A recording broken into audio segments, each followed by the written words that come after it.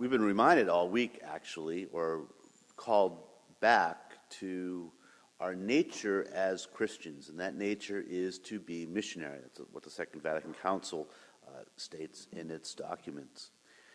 And this morning, I think the Lord, through the gospel, is reminding us that this mission that we're called to live out involves a balance of two things. One, the words we speak, and two, the actions that we live. We ought to be able to share with others the gift of faith in our own lives. We ought to be able to explain to other people why we are Catholic Christians, why we gather at this table at every opportunity that we have. In order to do that, we need to be sure that we're continuing to nurture that gift of faith in our own lives, and that we're taking time to learn more about God, learn and come to a deeper understanding of the Lord, His ways, and of His teachings.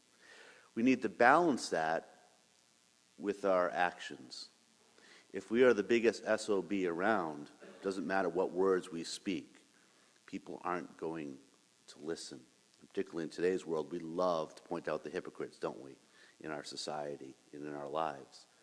So we're called to also live lives of mercy and compassion. Again, that involves making sure we're spending time with the Lord, growing closer to Him in the union of mind and heart, that we have Him forefront in our lives, not just in our spiritual highs, not just when things are going well, but particularly the moments when we're being challenged in that faith, when the human reaction is to look for vengeance or revenge. We need to heed the Lord's words in the first reading today, that God doesn't respond that way because God is God, and not a human being.